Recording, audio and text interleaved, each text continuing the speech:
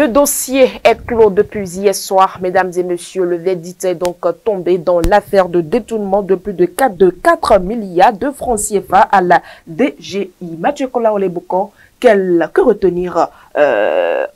peut-on retenir de cette affaire? C'est un film, hein, d'abord, parce que quand vous lisez un peu comment le procès s'est déroulé avec les différentes déclarations, des mises en cause dans cette affaire de 4 milliards, vous vous posez la question de savoir si c'est un film Hollywood qui se déroulait à la criette.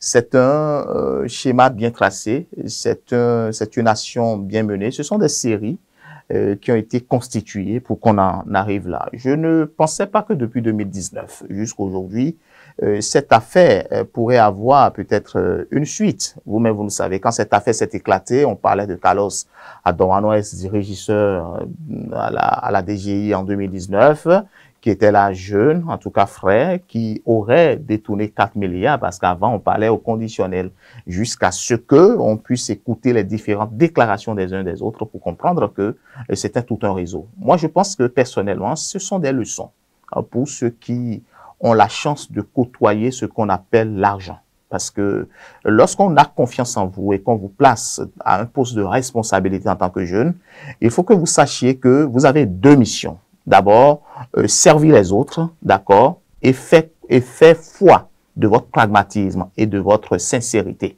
Donc, lorsque ces deux principes ou ces deux missions ne sont pas des vôtres, je pense qu'il ne faut pas peut-être diriger ce qu'on vous a confié. L'éthique d'abord. L'éthique doit être ce qui nous guide. C'est vrai que c'est tentant parce que quand vous voyez des billets de banque alignés comme cela et que peut-être vous sortez de nulle part et que vous découvrez que vous êtes face à des milliards de francs CFA, vous ne pouvez pas imaginer la sensation que ça pourrait vous faire, la tentation que ça pourrait vous apporter, à pouvoir peut-être toucher et en retour peut-être ramener ça après. Moi, je pense que Carlos Adorano a servi peut-être, comme je pourrais le dire, de cobaye et de leçon aux autres qui sont en face à face en contact direct avec l'argent. Et je pense personnellement que quand on parle de l'argent public, ce n'est pas un argent privé, ce n'est pas de l'argent privé et c'est conséquemment à ce que vous semez, que vous récoltez. Désolé, j'ai eu de la peine à écouter cette peine à laquelle Carlos Adorano et son alter ego, le Bokonon Salano, a été condamné 30 ans. Ce n'est pas peu, c'est très beaucoup, Latifat. Moi, je me pose la question, si vous avez 30 ans, 35 ans et qu'on vous donne 30 ans de réclusion, ça fait 65 ans. Je suis sûr que vous seriez déjà pépé en prison avant de sortir. Ce n'est pas bien en tant que jeune. Cela prouve à suffisance que lorsqu'on est jeune, on réclame notre poste, on réclame de position, on se dit, ayez confiance à la jeunesse, donnez-nous la chance que nous-mêmes nous dirigeons un jour. Mais je pense que si on nous donne cette chance-là, franchement, parfois, on gaffe très mal et c'est un peu gênant, c'est un peu touchant et c'est tout simplement ahurissant. Là, tantôt, vous allez parler un peu de la peine des co-accusés et autres. Hein, Mathieu Kolaoleboko, que pensez-vous même de la sentence? Non, la sentence a été à la hauteur de ce qui s'est déroulé, il faut le dire, 4 milliards. Vous savez, Latifat, lorsqu'on vous remet 1 milliard là, et tout de suite, c'est que bon, votre vie a changé. Et même il y a des gens qui n'en ont même pas beaucoup besoin. Lorsqu'on vous donne peut-être 50 millions, vous pouvez savoir exactement ce que vous voulez faire avec. Donc, personnellement, moi je dis, écoutez, 1 milliard, ça veut dire que vous devrez dépenser 1 million par jour pour que, bon, vous atteigniez là-bas des 1000 et pour pouvoir être dépensive. Donc, ça veut dire que vous devrez dépenser 1 million par jour pendant 1000 jours pour que les 1 milliard finissent. Si on fait bien le calcul, cela suppose que, bon, vous ne faites rien, vous êtes à la maison, vous dépensez 1 milliard, et que voilà. Donc, c'est de gros sous. 4 milliards, c'est de gros sous. Donc, ça fait 4 000 millions. Vous pouvez imaginer 4 000 millions. Donc, c'est trop pesant, c'est trop beaucoup, et je pense que si c'était peut-être détournement de 20 millions, ce n'est pas qu'on encourage la corruption, mais comparativement aux sous qui ont été détournés et avec la sentence qui a été donnée par les juges, moi je dis bon, les juges ont bien jugé. Donc aujourd'hui, il est évident que au-delà même de cette réclusion criminelle, 30 ans, vous avez, chacun donne 1 milliard et puis après, il se solidarise encore pour dédommager 7 milliards, ce qui veut dire que ça fait pratiquement 9 milliards à rendre.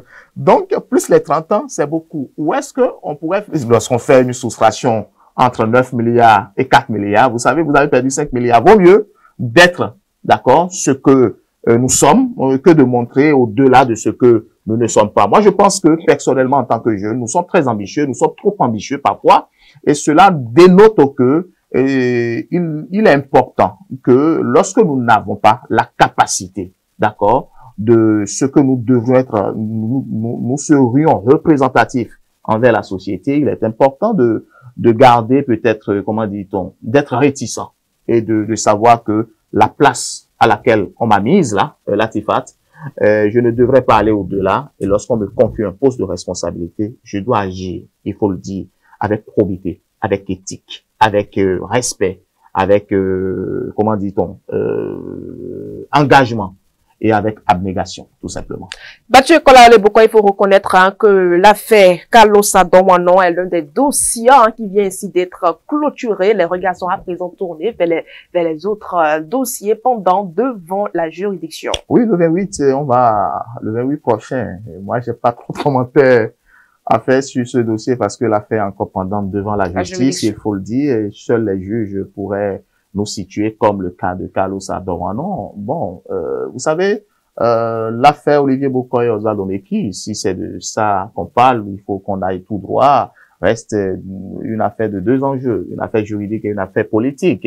Au-delà de tout, bon, moi je pense personnellement que, bon, on va essayer de voir si la constitution des avocats va être effective d'ici le 28. On attend de voir la suite, s'il n'y aura pas de report encore une fois.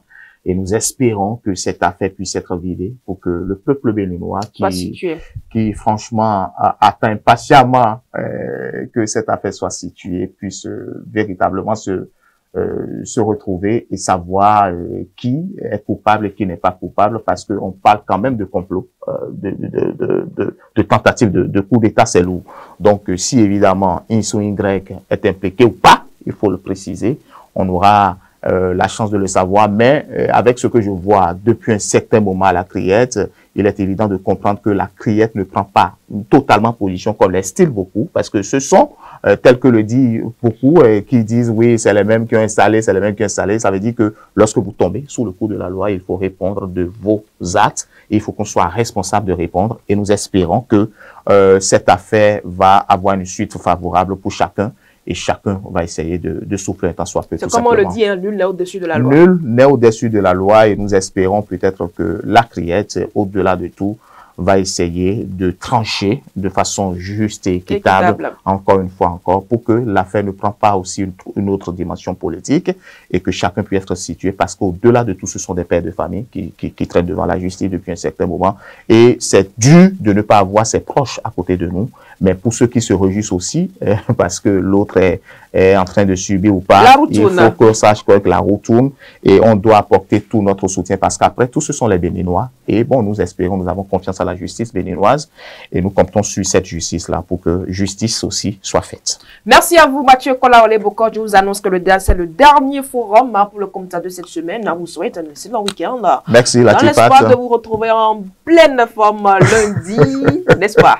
Je me retrouve toujours en pleine forme. Bon, on va se retrouver le lundi avec nouvelle actualité, nouveaux sujets bien évidemment, et bien d'autres éditions spéciales, il faut le dire. Évidemment, on vous retrouve ce soir dans l'édition spéciale de ce vendredi. Mesdames et messieurs, avant de marquer une courte pause publicitaire, nous allons prendre connaissance de la météo de ce jour.